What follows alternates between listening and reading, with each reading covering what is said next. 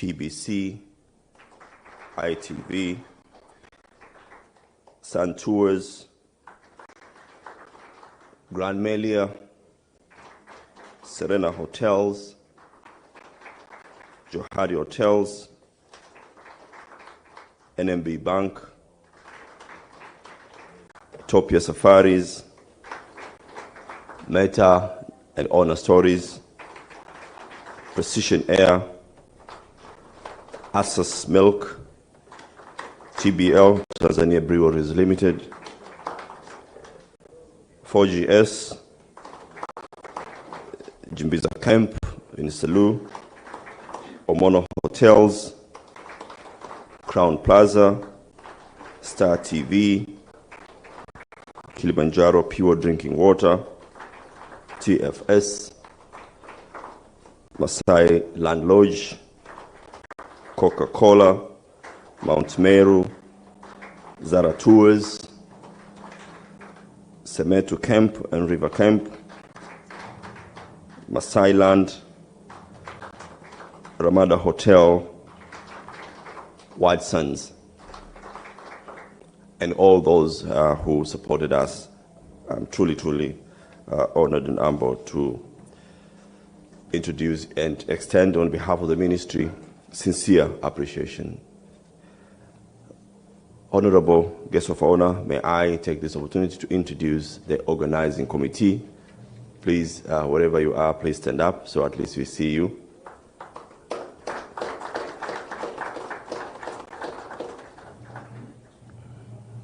Thank you very much. Ladies and gentlemen, guests of honor, Swahili International Tourism Expo. This is an indoor tourism expo organized by the Ministry of Natural Resources and Tourism through Tanzania Tourist Board, TTB. The expo was initiated in 2014, aimed at promoting Tanzania as a destination. This year, we are making the 6th edition of site that comes at the moment when the tourism sector is revamping from the impacts of COVID-19. Guests of honor, site 2022 has been attended by exhibitors from the tourist value chain, including tour operators, hotels, cultural enterprises, financial institutions, and government authorities, to mention a few. Moreover, there are buyers from over 25 countries that are our strategic and emerging tourism sources markets. Trade visitors for sites 2022 are expected to reach 5,000. Guests of honor, ladies and gentlemen, before I leave the podium, I would like to recognize sponsors, as I've mentioned, including TPA, Tanzania Port Authority, who is our main sponsor.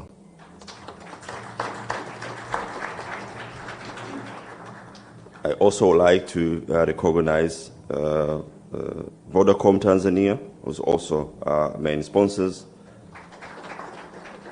and the rest, as I've mentioned. Guests of honor, kindly allow me to take these opportunities to invite some of our key sponsors who have also made some serious impact on this year's event, so at least you give them recognition. May I start by Meta and Honor Stories. Please come forward.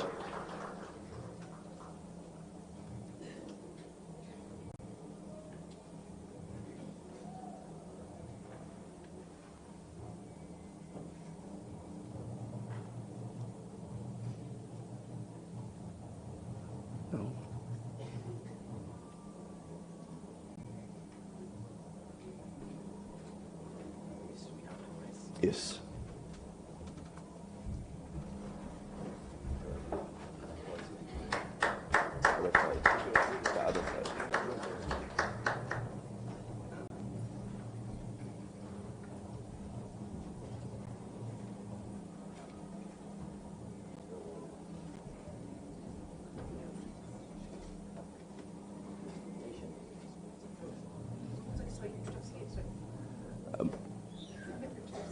Mheshimiwa mgeni rasmi, tunao sponsors wengi lakini kuna sponsor ambao kwa kipekee sana wamefanya event yetu kuwa ya kipekee. Naomba basi wapongeze kwa kuwapatia zawadi ndogo kwa kutambua mchango wao. Tumeanza na Honor Stories.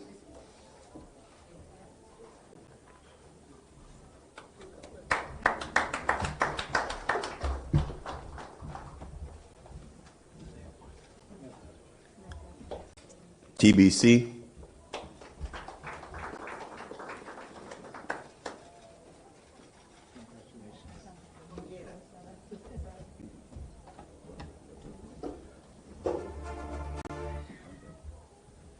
TBC.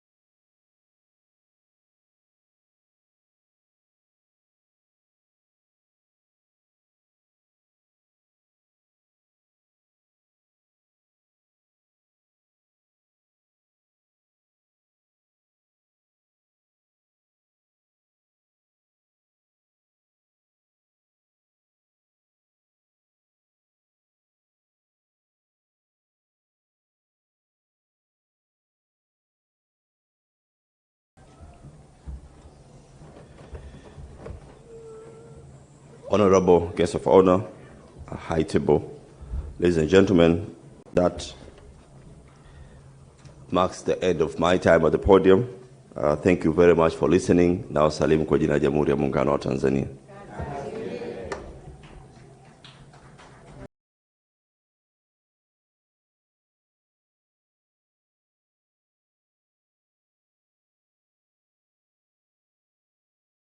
Can we give a bigger round of applause to the Permanent Secretary, Professor Eliamani Sedoyeka? Thank you very much. To speak briefly on behalf of all the sponsors, may I now call to the podium for 2 minutes each. Representative from the Tanzania Port Authority, 2 minutes, to speak on behalf of all the sponsors, and Vodacom Tanzania. You all have 2 minutes to speak on behalf of all the sponsors. Please come.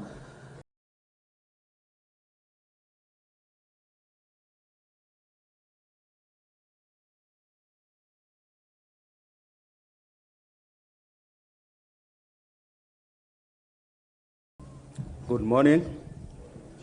Honorable Vice President of the United Republic of Tanzania,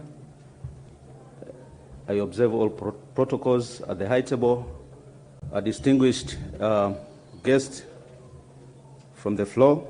On behalf of the Managing Director of Tanzania Post Authority, we are delighted to be here as main sponsors of this event.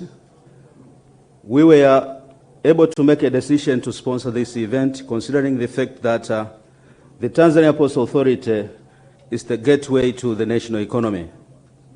In recognition of that, we understand that Post Authority also to join the hands of what the government is doing with the initiatives to do with the tourism.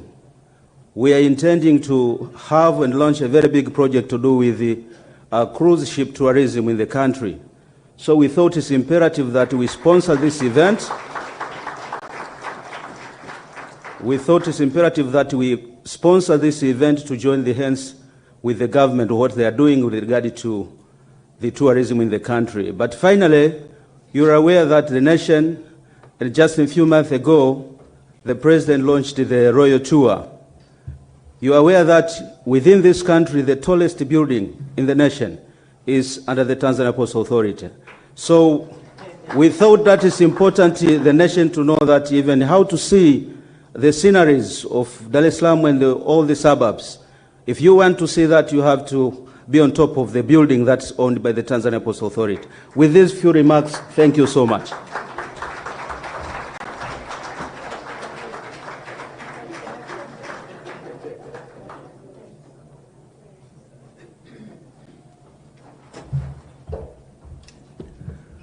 Your Excellency, Vice President of the United Republic of Tanzania, Dr. Philip Mpango, all distinguished guests at the high table, members of the audience, diplomats, and all senior officials from the government.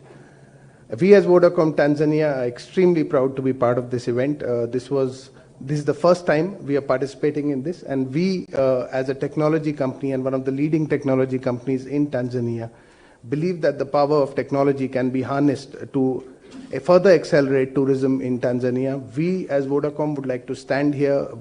As we say in Vodacom, we say pamoja tunaweza, together we can.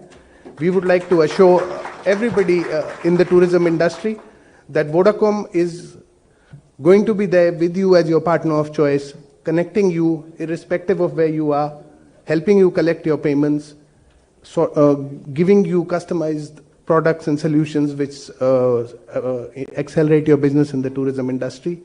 I, Arjun Dhillon, I look after Vodacom business at Vodacom Tanzania. I'm representing the managing director. And on behalf of Vodacom and its entire team, we'd like to assure members of the tourism industry and the ministry that we are here as your partner of choice. Pamoja tunaweza. Thank you.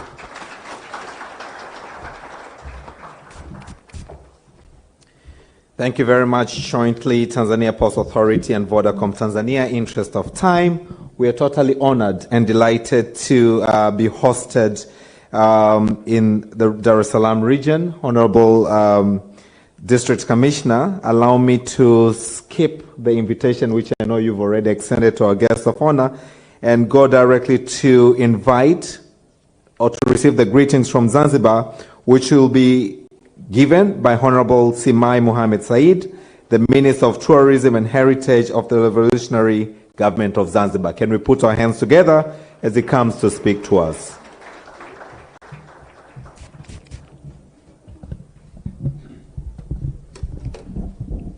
Nilifikiria perfume mwanzo.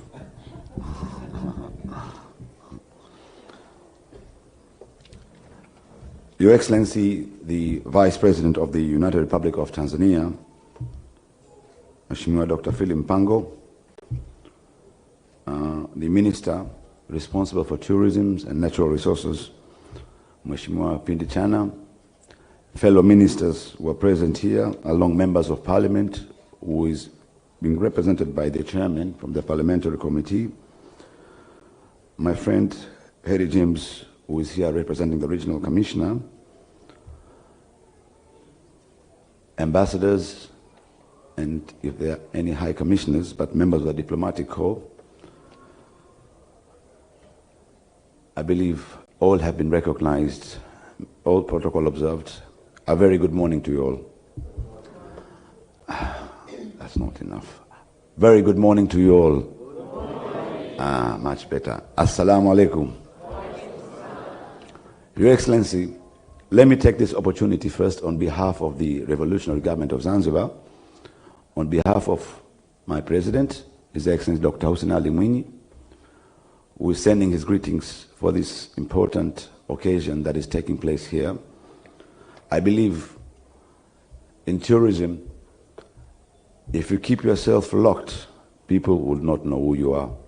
So the importance of networking and the continuous of marketing and promoting Tanzania, it is paramount for both parts of our two governments, the United Republic of Tanzania and the Revolutionary Government of Zanzibar.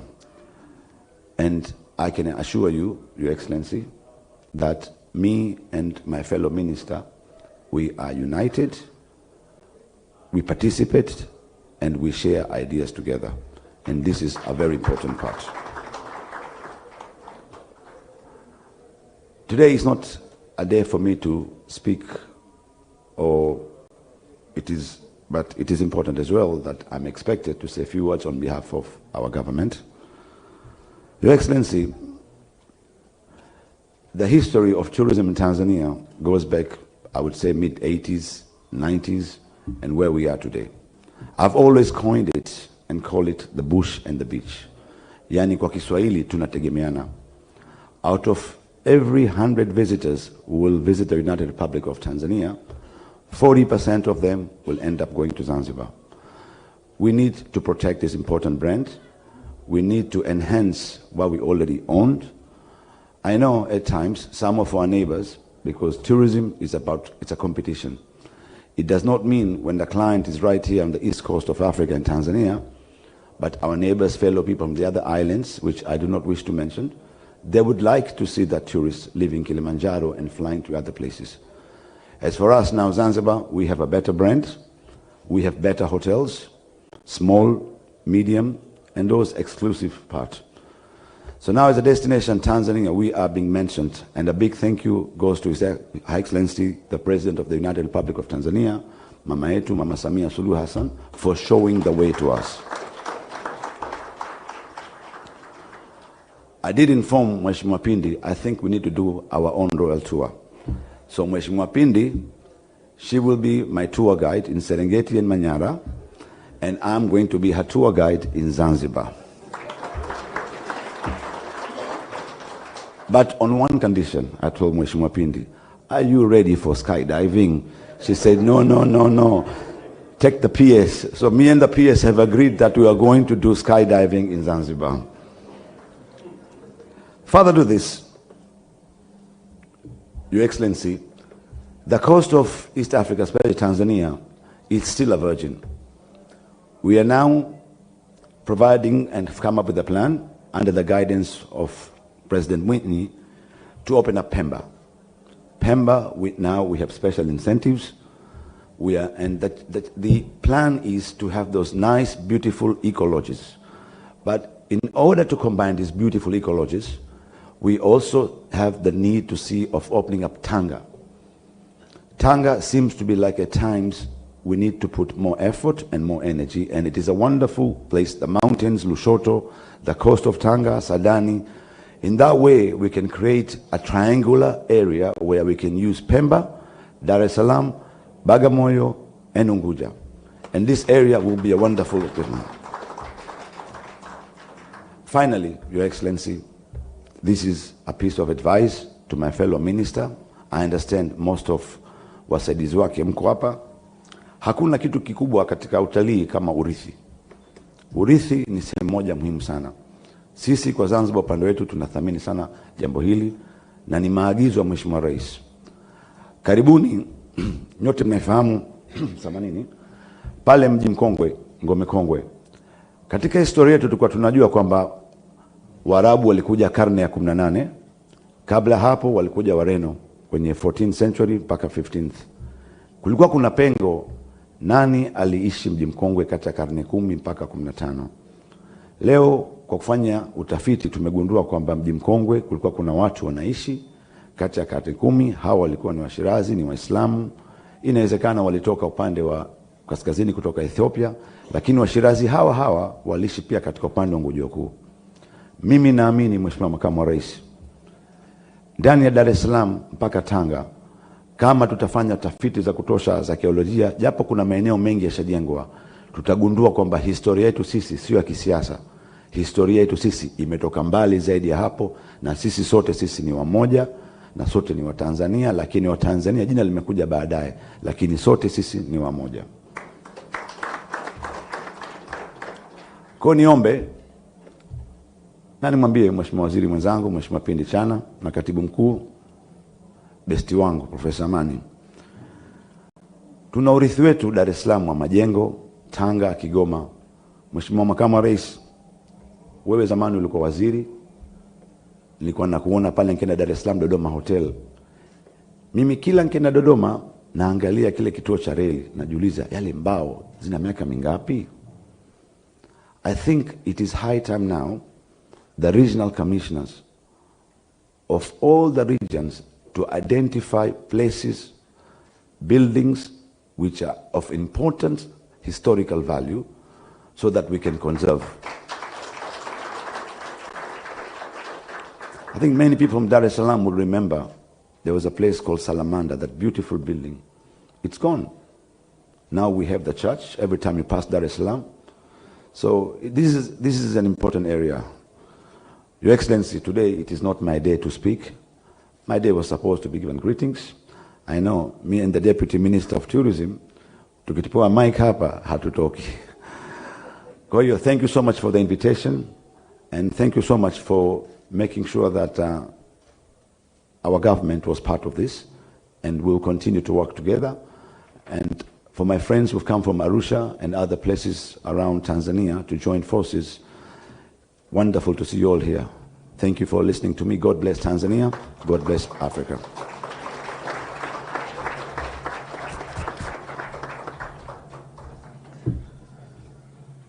Your Excellency, guest of honor, members of the high table, distinguished guests, ladies and gentlemen, I'm also delighted to mention that earlier this year, the Tanzania Tourism Board won an award, a prestigious award, which was given by the World Travel Awards. Can we put our hands together for that recognition and award?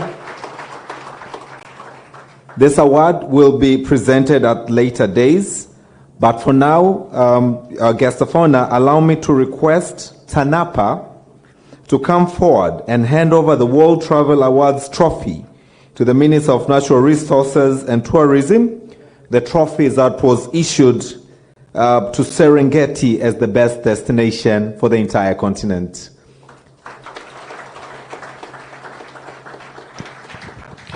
Na mtazamaji, unaendelea kufuatilia matangazo mubashara kutoka katika ukumbi wa Mlimani City, ambapo ni Swahili International Tourism Expo, ama maonesho ya kimataifa ya utalii site.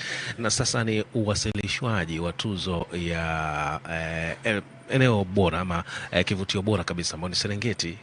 Na sasa mamlaka husika, mwenyekiti wa bodi ya wakurugenzi anayewasilisha hiyo sasa kwa makamu wa rais.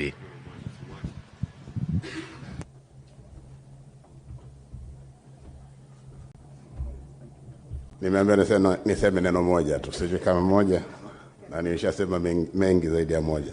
Mheshimiwa makamu wa rais, Mheshimiwa waziri wa utalii na maliasili, Mheshimiwa waziri anahusika na utalii Zanzibar. Neno moja ni gumu sana kulipata, lakini niseme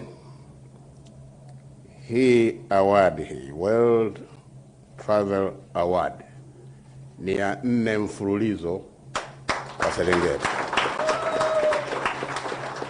2019, 2020, 2021, 2022. Huwa najiuliza, hatuwezi kuichukua moja kwa moja, watafute nyingine. Na washukuru sana wote mliochangia, maana hii upigiwa kura. Dunia nzima inatambua Serengeti. Niwakaribisheni sana Serengeti. Nimesema zaidi ya neno moja. Asante sana.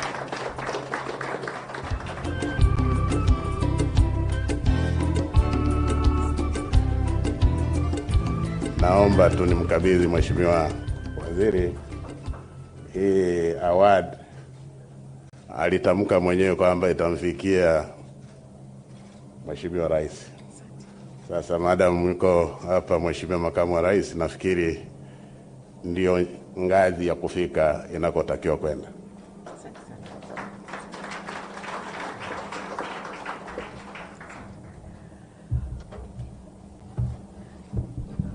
Mheshimiwa makamu wa rais wa Jamhuri ya Muungano wa Tanzania, kwa itifaki hiyo hiyo, kwa heshima na taadhima, award hii ni ya Jamhuri ya Muungano wa Tanzania. Na sisi tunatambua mchango mkubwa wa Mheshimiwa Rais Amiri Jeshi Mkuu Mheshimiwa Samia Suluhu Hassan. Samia Suluhu Hassan, oye! Piga kelele kwa Samia wake. Asanteni sana. Kupitia uzinduzi wa programu ya Tanzania The Royal Tour, lakini ametuwezesha kwa mambo mengi. Kuna pesa za uviko takriban bilioni 90.2, pesa za bajeti, miradi ya regrow. Hayo yote ni matunda ambayo yanaimarisha utalii ndani ya jamhuri. Hivyo kwa itifaki ambayo nimepokea award hii, Mheshimiwa makamu wa rais Daktari Mpango, tunaomba kwa unyenyekevu mkubwa award hii ikamfikie Mheshimiwa rais. Na tunakushukuru sana wewe kupata muda asubuhi ya leo kushirikiana nasi katika maonyesho haya maalum ya masuala ya Swahili International Expo. Mheshimiwa makamu wa rais, tunakushukuru sana. Makofi mengi kwa Mheshimiwa makamu wa rais. Asanteni sana.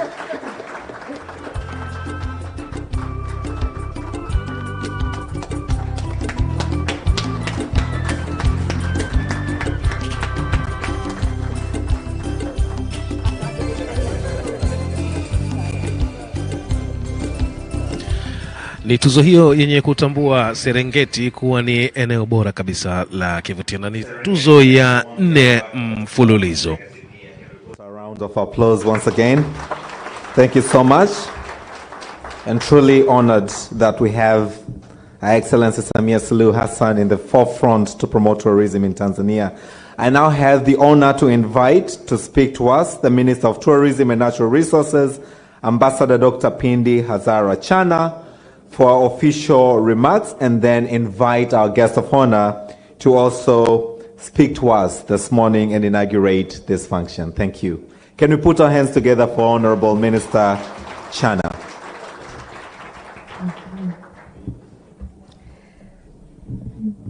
Na wasalimu kwa ile salamu ya Jamhuri ya Muungano wa Tanzania.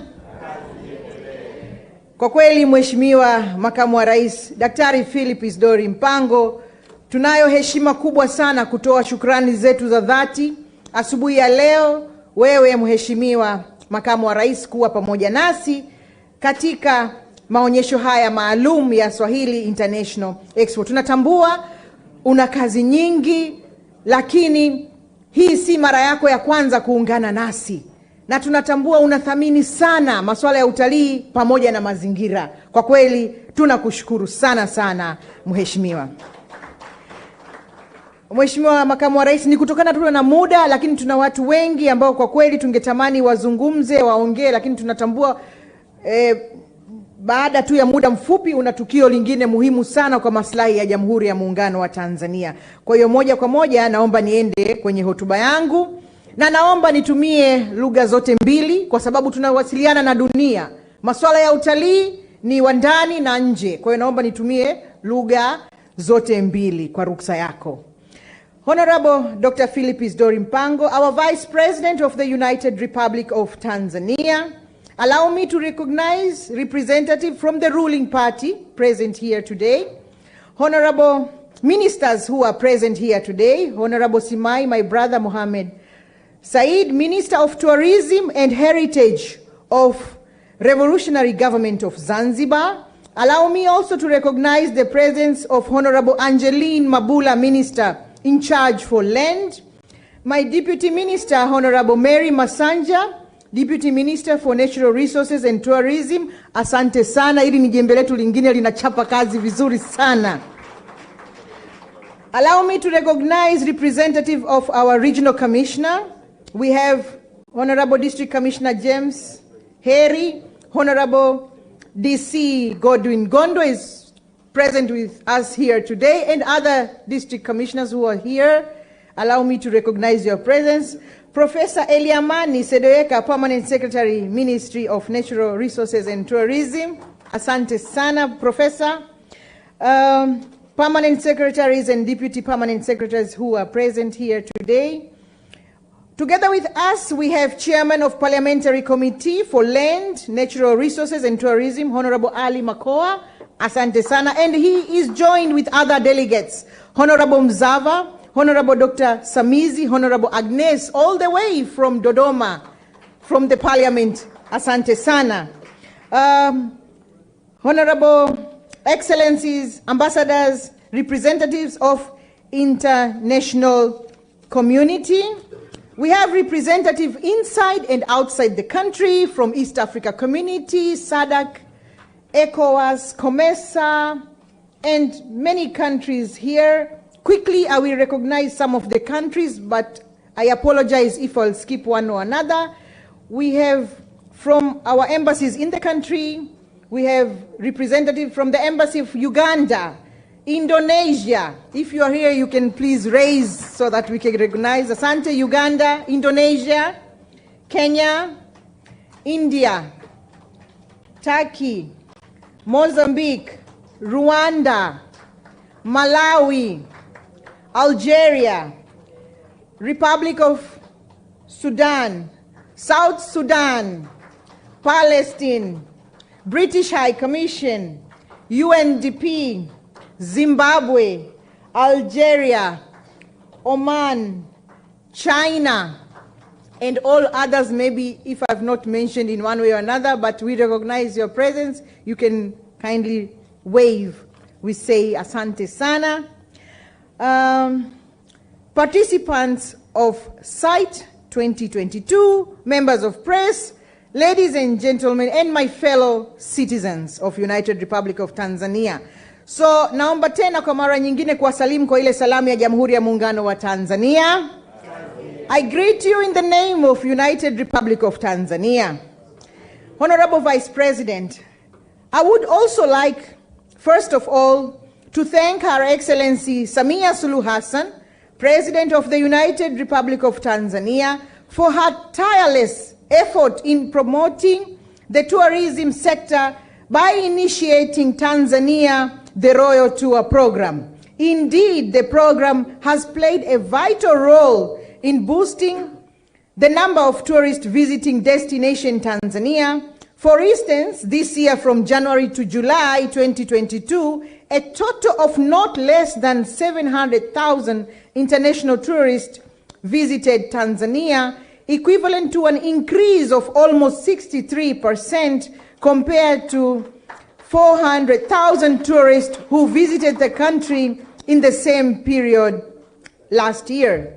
Further, the contribution of tourism in the country is almost like 17% to the GDP, and the contribution of foreign exchange is almost like not less than 25%.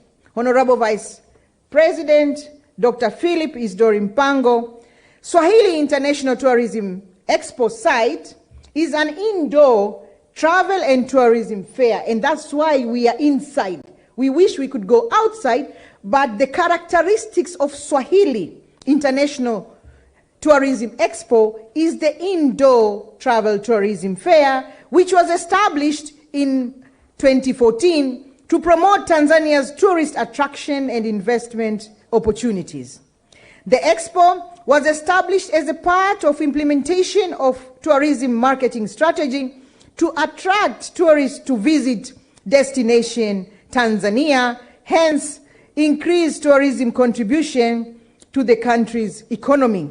As we all understand, we have diverse of these destinations. We have national parks, we have forests, we have beaches, and so many areas where we can visit.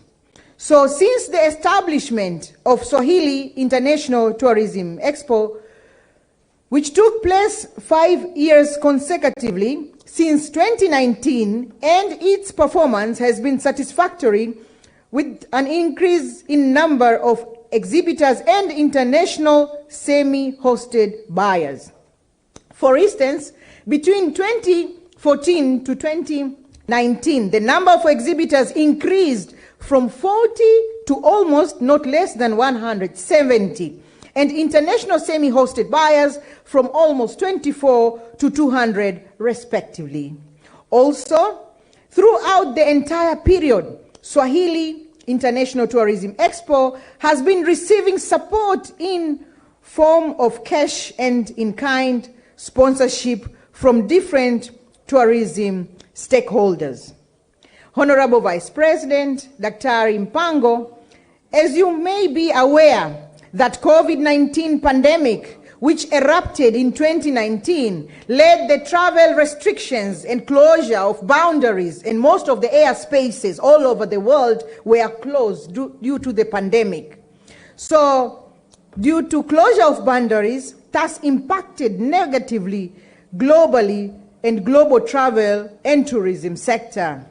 Consequently, SITE was not held in 2020 and 2021. So this is the first time after COVID-19. So in response to the COVID-19 pandemic, Tanzania took several initiatives for the recovery of the tourism sector, including preparation of the comprehensive COVID-19 recovery and sustainability plan 2020, 2024, 2025, which was prepared in 2020 while the pandemic was still rampant.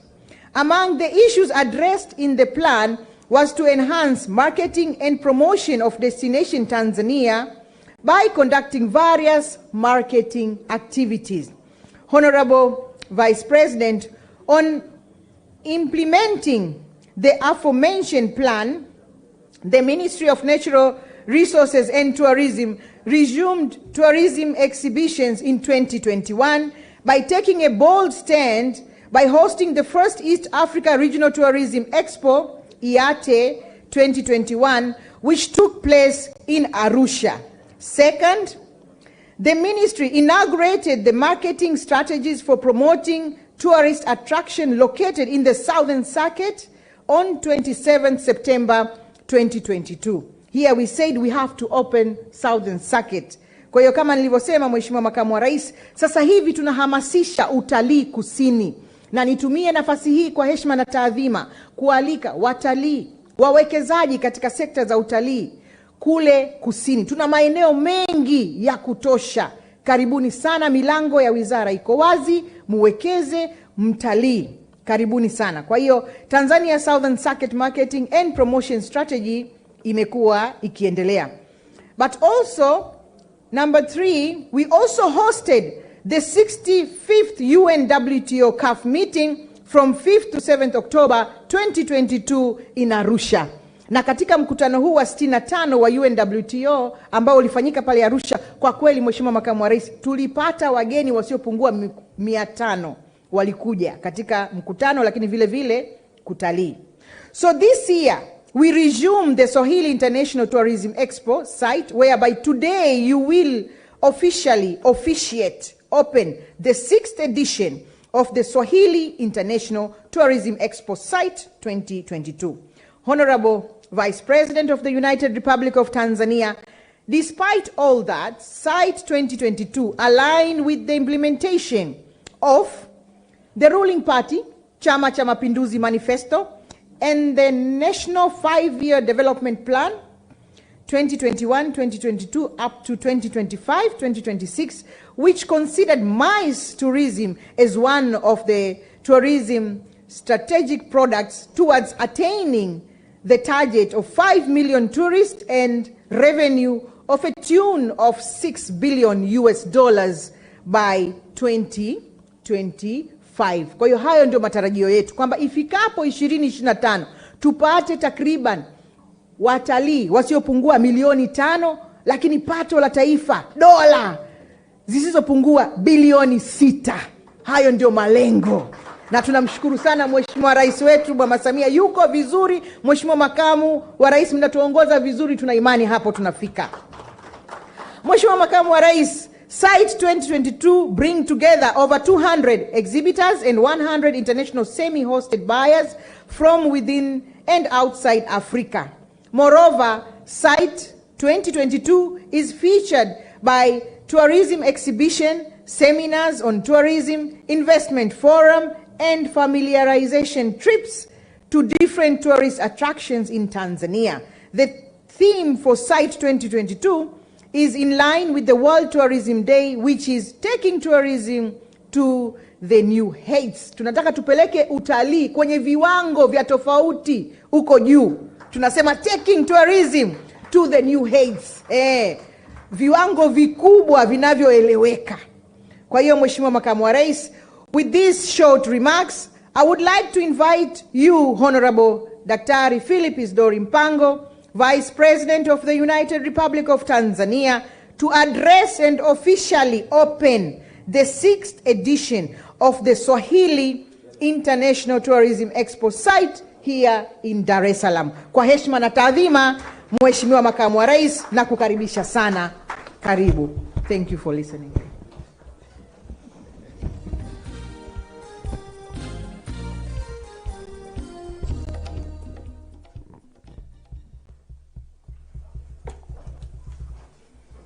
Please get seated.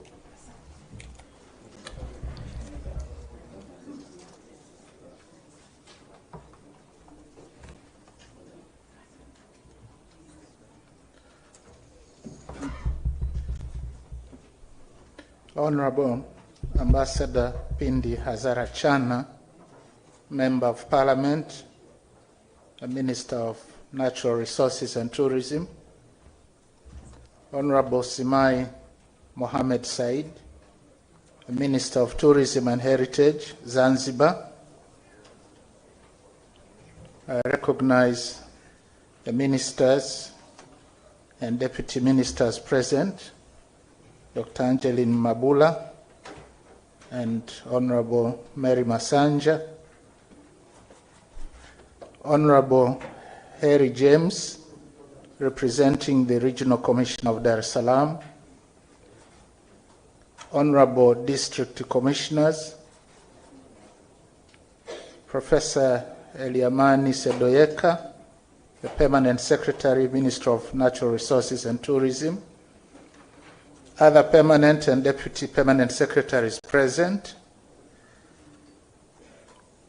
members of Parliament hereby present, led by Honorable Ali Makoa, Member of Parliament and Chairman of the Parliamentary Standing Committee for Lands, Natural Resources and Tourism, Excellencies, Ambassadors, High Commissioners, and representatives of international organizations, the board chairman, I recognize our retired generals, George Waitara and Semfuko, distinguished participants, exhibitors, buyers, and sponsors of this expo, members of the media fraternity, organizers, ladies and gentlemen, a very good morning to you. Jamhuri ya Muungano wa Tanzania. I am very pleased to be here today to officiate the opening of the 6th edition of the Swahili International Tourism Expo 2022.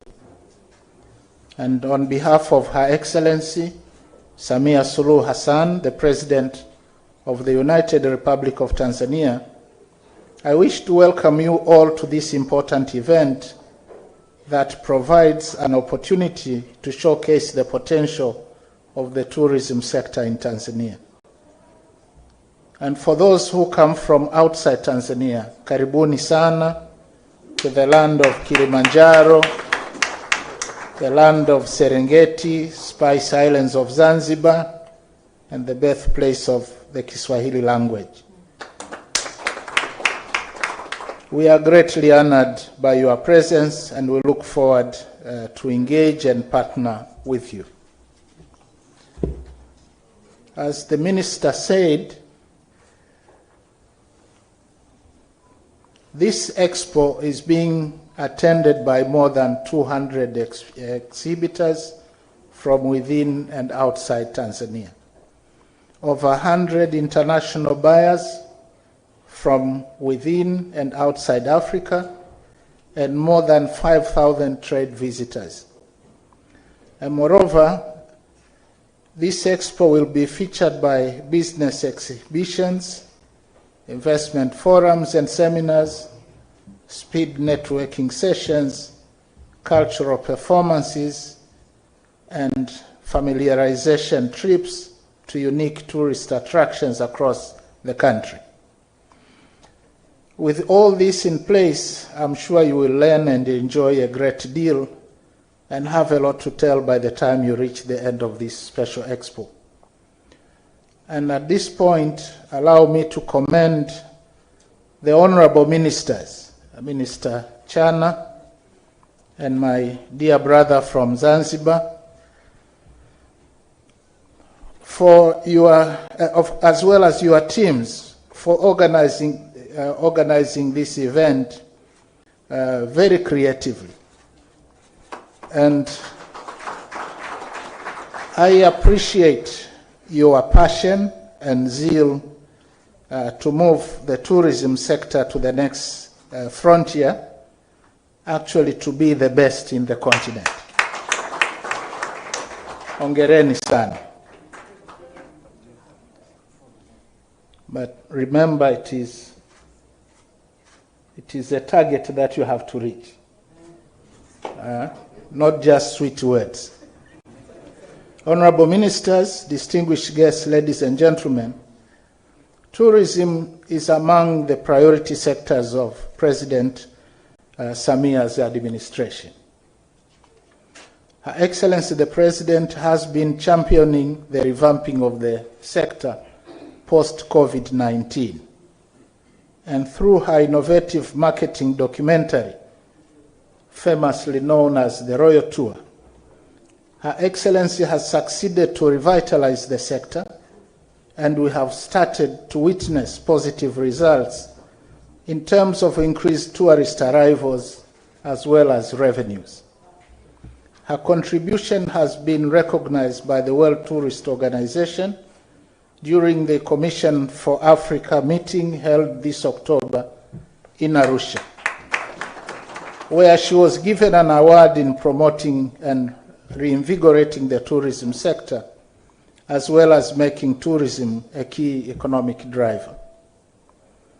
The significance of tourism sector in Tanzania is evidenced by its performance before the outbreak of COVID-19. For example, in 2019, the sector contributed 25% of total export earnings, generated revenue to the tune of $2.6 billion, and created more than 1.6 million direct and indirect jobs. And in that year, the country received 1.53 million inbound tourists. Post-COVID-19 recovery is also promising. According to the 2022 National Tourism Survey, tourism earnings recovered by 83% to $1.3 billion in 2021, where we received 922,692 tourists, which is an increase of about 48.6% compared with the performance in 2020. The government recognizes the importance of private sector as the driver and engine of the tourism sector over the years, and we have been taking a number of legal and fiscal reforms to support the growth of the sector. We have continued to improve tourism infrastructure, which includes construction of the standard gauge railway, building and repairing roads, airports, tourist camps, hiking trails, and scaling up our national carrier, Air Tanzania, in order to facilitate travels within Tanzania, as well as connecting the country to key tourist source markets. Also, since 2020, the government has been working to align infrastructures and providing incentives to attract investment in MICE tourism,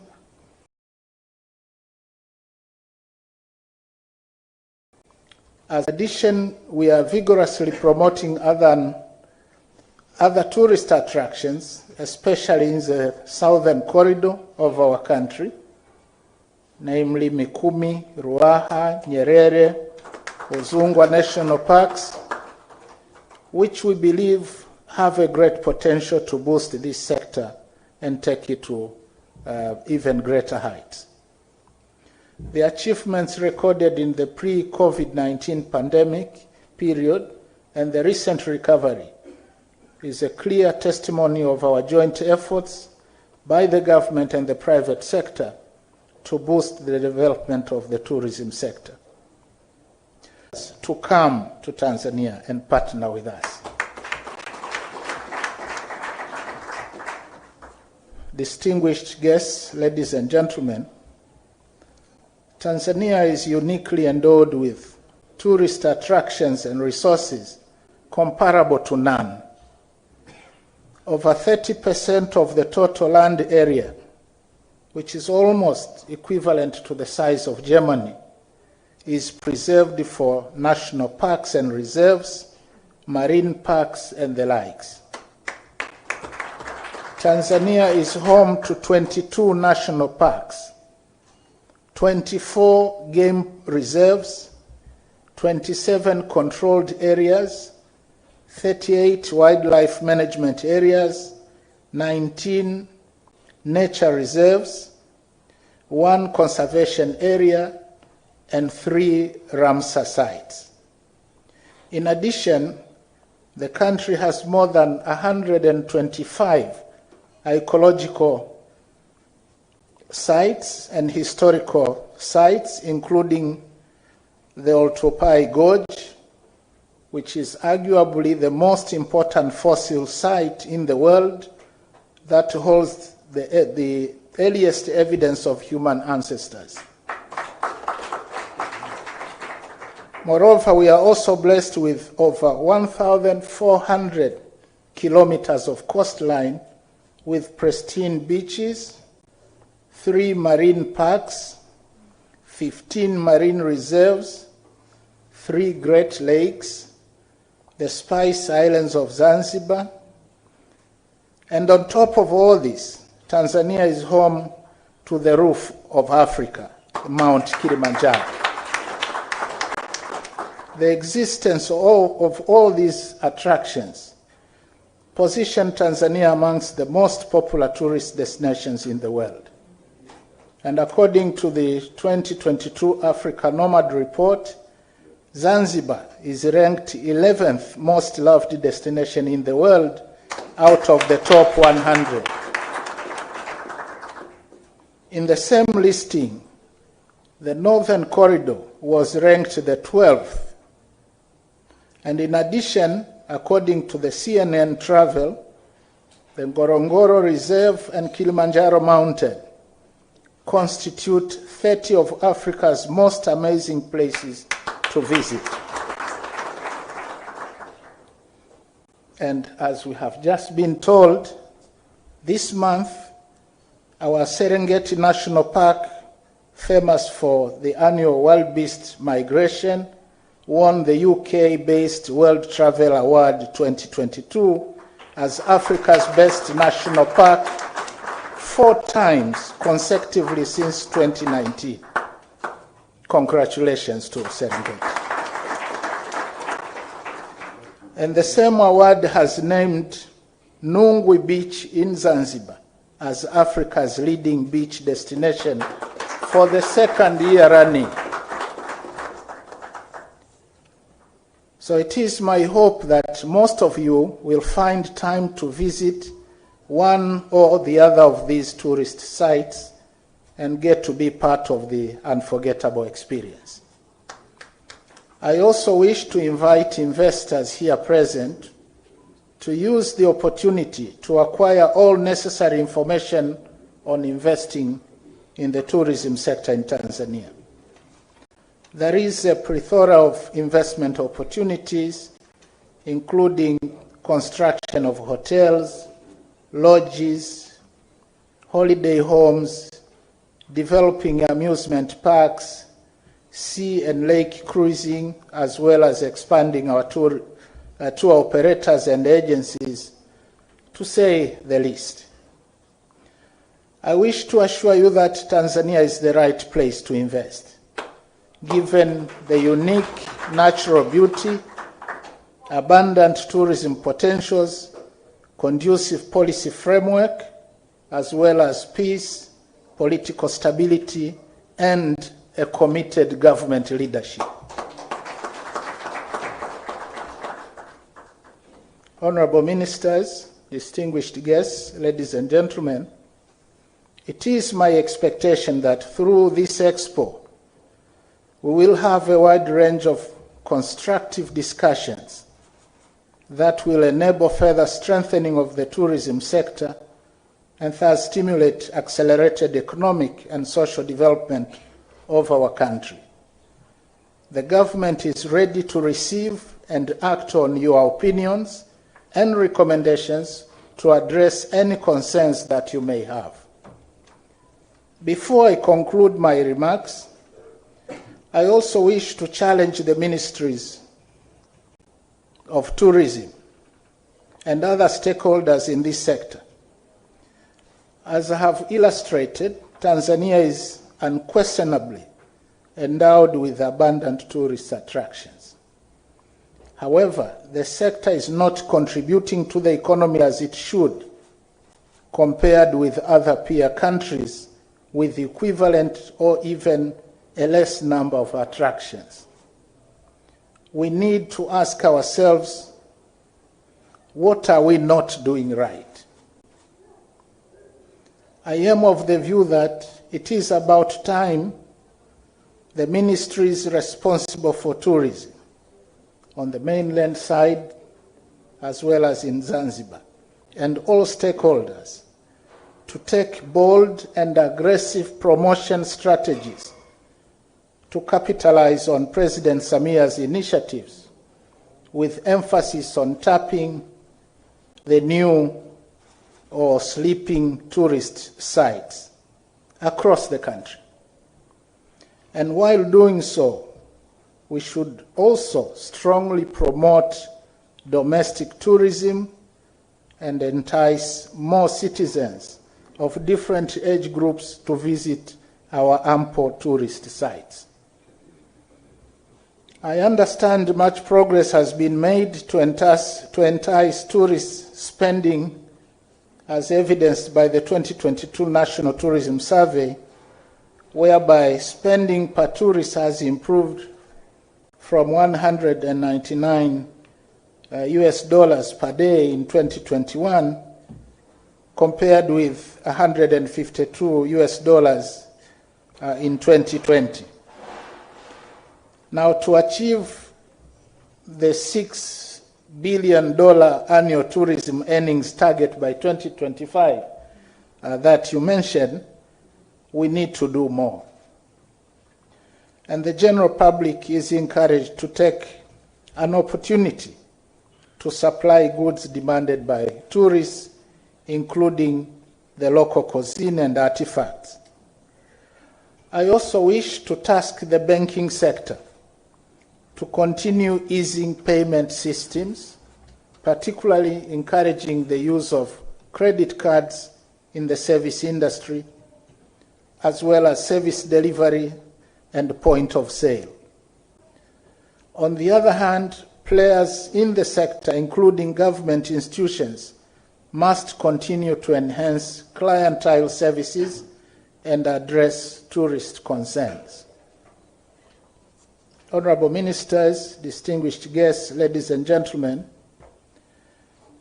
before I end my remarks, I feel obliged to thank and recognize the support from Site 2022 key sponsors that were mentioned: the Tanzania Ports Authority, Vodacom Tanzania, CRDB Bank, TBC, Meta and Honor Stories, Air Tanzania, ITV, NMB Bank, Serena Hotels, Grand Melia, Tanzania Association of Tour Operators, Johari Rotana Hotel, Precision Air, Auric Air, and Sun Tours Safaris, just to mention a few.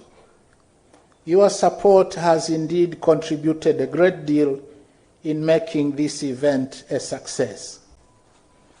Please use your respective areas of expertise to power tourism to the highest level and highest standards. Asanteni sana. Finally, let me reiterate that Tanzania offers a conducive, peaceful, and stable environment for business and investment. I encourage all potential investors to take advantage of the vast and untapped investment opportunities, especially in the sector of tourism. Bara na visiwani. We have been told here about the Southern Tourist Circuit, which I mentioned. The Minister of Tourism from Zanzibar drummed up for Pemba, Tanga, marine tourism, skydiving, cultural heritage, historical tourism, and so on and so forth. So I call upon all participants in this expo to use the opportunity as a platform to expand your business and strengthen our cooperation. Let us work together to take this sector to new and greater heights. Before I leave the podium, I promise to present the prestigious Serengeti Award to Her Excellency Samia Suluhu Hassan, the President of the United Republic of Tanzania, the undisputed champion of tourism. And I promise to present that award this morning. So with these remarks, it is now my singular honor and pleasure to declare the 6th edition of Swahili International Tourism Expo officially opened. Thank you. Asanteni sana.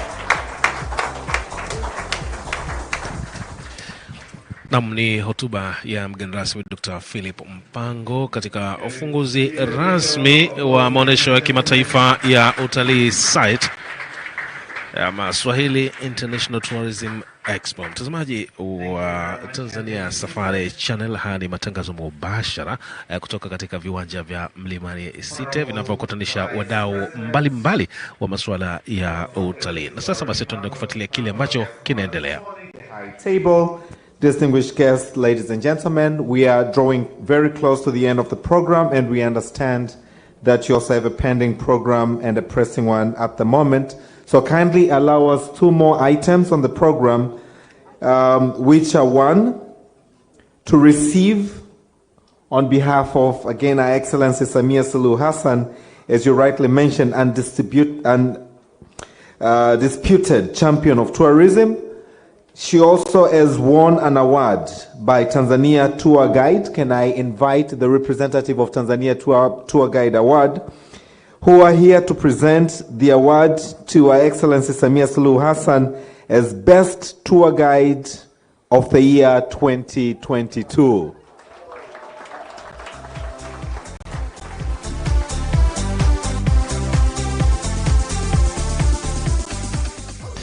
Na muni tuzo zingine ambazo zinaendelea kuwasilishwa hapa, mojawapo ni hii kwenda kwa Rais Samia Suluhu Hassan kama miongoni mwa wadau muhimu kabisa wa utalii. Kumbuka kwamba baada ya ile filamu ya Tanzania The Royal Tour ambayo yeye ndo alikuwa mshiriki mkuu katika filamu hiyo, hatimaye utalii Tanzania urejea tena kwa nguvu baada ya madhara ya COVID-19.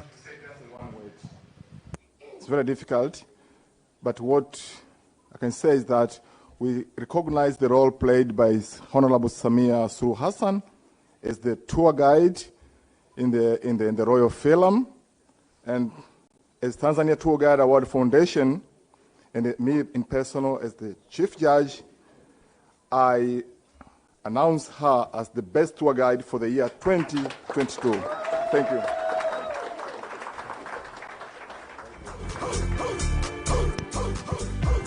Naam, ni tuzo hiyo ya muongozaji bora wa utalii kwa mwaka 2022 ambayo moja kwa moja inaelekezwa kwa Rais Samia Suluhu Hassan na nakabidhiwa kwa Dr. Philip Mpango ili kuwasilisha kwa Amiri Jeshi Mkuu na pamoja na zawadi. The profound contribution of Honorable Pindi Chana as a matron for Tanzania Tour Guide.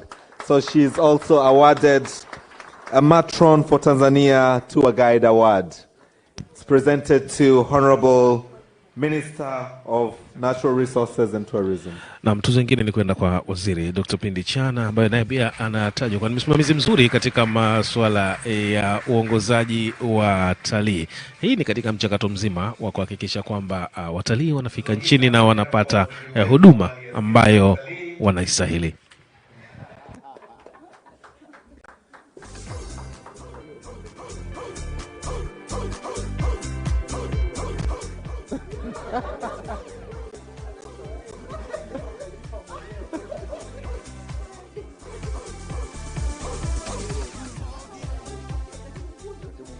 Naibu Waziri, Katibu Mkuu, Wizara, karibuni.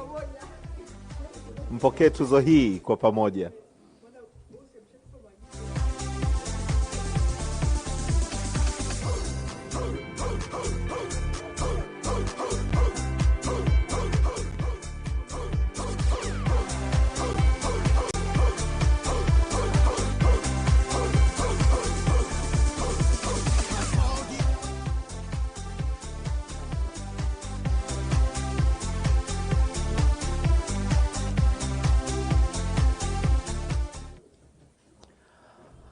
Our dear guest of honor, members of the high table, distinguished guests, ladies and gentlemen, we have the last item on the program, which will be the group photo session.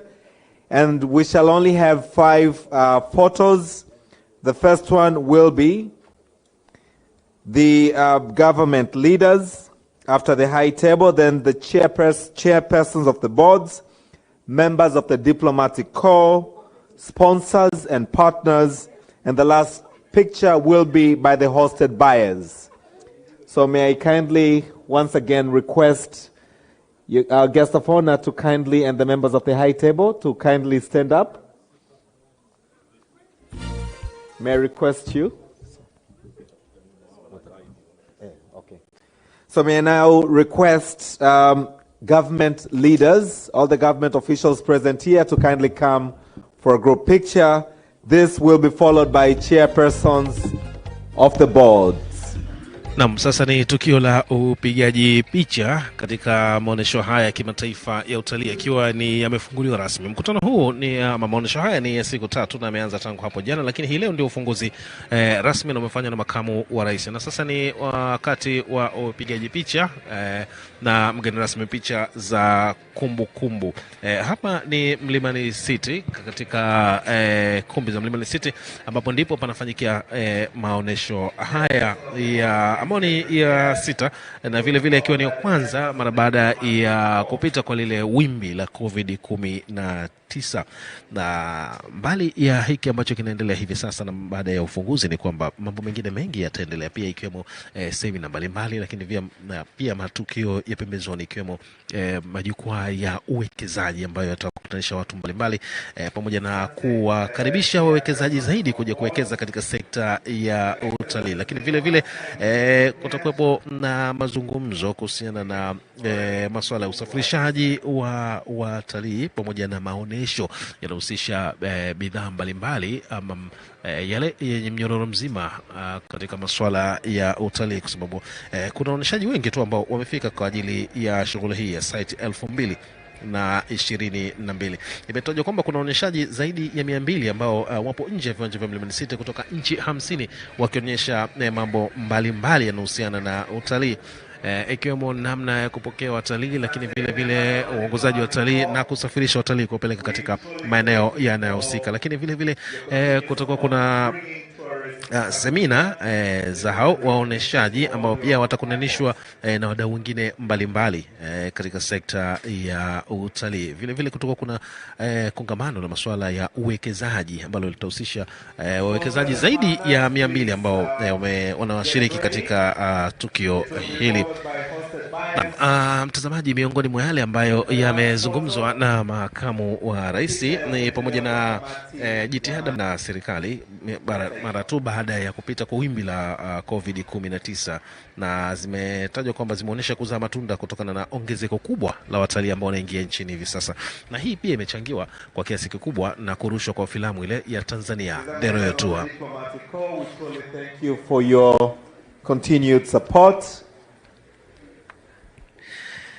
Lakini vile vile Dr. Mpango amesema serikali imeendelea kuimarisha mazingira mbalimbali katika utalii, ikiwemo kuboresha miundombinu kama vile ujenzi wa SGR, lakini pia miundombinu kama viwanja vya kurukia na kutua ndege katika maeneo mbalimbali ya utalii. Vile vile Tanzania imeendelea kuweka mazingira rafiki kwa wawekezaji katika sekta ya utalii, na hivyo kuwakaribisha wawekezaji zaidi kwa ajili ya kuwekeza katika sekta hiyo. Pia Dr. Mpango ameitaka na ametoa wito kwa sekta ya utalii kuchangia zaidi katika pato la taifa kwa kutangaza zaidi na kukaribisha wawekezaji zaidi ili kuongeza pato zaidi na hatimaye kuchangia pato hilo kwa maendeleo ya taifa. Na pia amewataka wadau mbalimbali katika sekta ya utalii kushirikiana na mamlaka za utalii ili kupeleka utalii katika viwango vya juu zaidi, kama ambavyo ilitajwa hapo awali na Waziri wa Maliasili na Utalii Dr. Pindi Chana kwamba sasa hivi mkakati wao ni kupeleka utalii juu zaidi.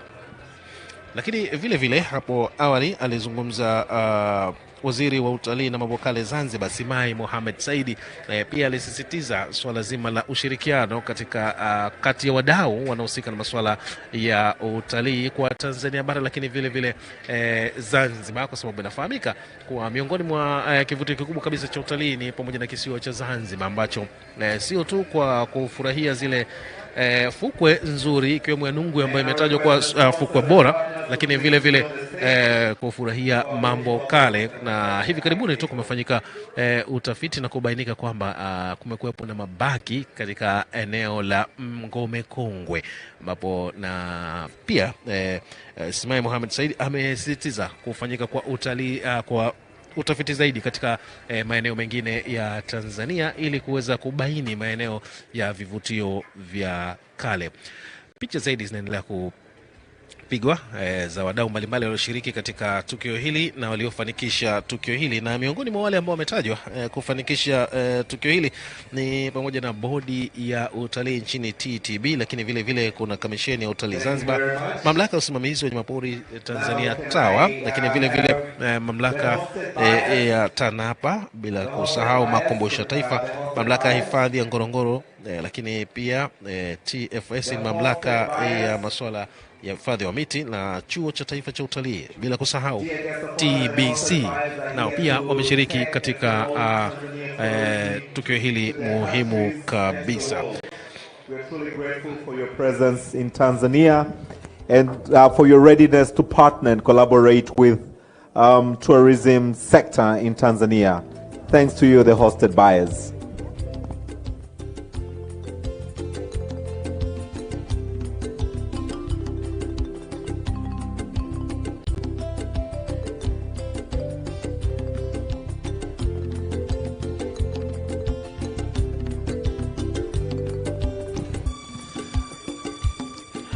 Matukio ya upigaji picha bado yanaendelea kati ya wadau waliofanikisha tukio hili muhimu kabisa kwa mwaka 2022, ukiwa ni mkutano wa 6 wa maonesho ya kimataifa ya utalii yenye kujumuisha vitu mbalimbali vinavyohusika na masuala ya utalii. Ni mkutano ni maonesho ya siku 3 ambayo yameanza tarehe 21 hapo jana na yatadumu hadi kesho siku ya Jumapili. Na hii leo ndio ilikuwa ni ufunguzi rasmi uliofanywa na Dr. Philip Mpango, makamu wa rais wa Jamhuri ya Muungano wa Tanzania. Mtazamaji, pia ni kukumbushe tu kwamba Simai Mohamed Said ambaye ni waziri wa utalii na mambo kale Zanzibar, katika hotuba yake pia ngazi ya mawaziri, kwa maana ya yeye Simai Mohamed Said kumkaribisha waziri wa maliasili na utalii wa Tanzania bara kumtembeza kule bara kule visiwani, kisha naye Simai Mohamed Said awe mgeni kwa kutembezwa katika vivutio mbalimbali na waziri Dr. Chana, kwa maana ya vivutio vilivyopo Tanzania bara, na vile vile kuhusika ama kupitia katika ule utalii wa bahari na fukwe, ambapo huko basi bila shaka Profesa Eliamani Sedoeka ambaye ni katibu mkuu Wizara ya Maliasili na Utalii atahusika kwa upana wake. Na hao ndio miongoni mwa ile kamati ambayo ilihusika kuandaa site ya mwaka 2022, maonesho ya kimataifa ya utalii na Maswahili International Tourism Expo 2022, ikiwa ni maonesho ya 6 mara baada ya mwaka 2020 na 2021 kutofanyika kutokana na wimbi kubwa ama madhara yaliyotokana na kusambaa kwa uviko 2019. Na mara baada ya picha hiyo inatajwa kwamba sasa kwamba mgeni rasmi sasa atatoka kwenye ukumbi huu, na bila shaka pale ile meza ya kwanza ikiwemo waziri ambao wamefika hapa kama unavyoona, Dr. Angelina Mabula, lakini vile vile waziri maliasili na utalii pamoja na wadau wengine, na Profesa Eliamani Sedoeka ambaye ni katibu mkuu maliasili na utalii. Na sasa Dr. Philip Isidori Mpango anatoka nje ya ukumbi huu kwa ajili ya kwenda kuendelea na shughuli zingine, na tukio hili litaendelea kwa siku 2 kwa siku ya kesho, ambapo mambo mbalimbali yatakuwa yakiendelea, ikiwemo swala makongamano mbalimbali ya uwekezaji, lakini vile vile ya wadau wanaohusika na yapo yakionyeshwa katika viwanja vya Mlimani City. Kwa niaba ya wenzangu wote walioshiriki matangazo haya, Nicholas Mbaga, Esther Mshana, Wasila Hafidhi na Mary Hondo walikuwa wanapiga picha.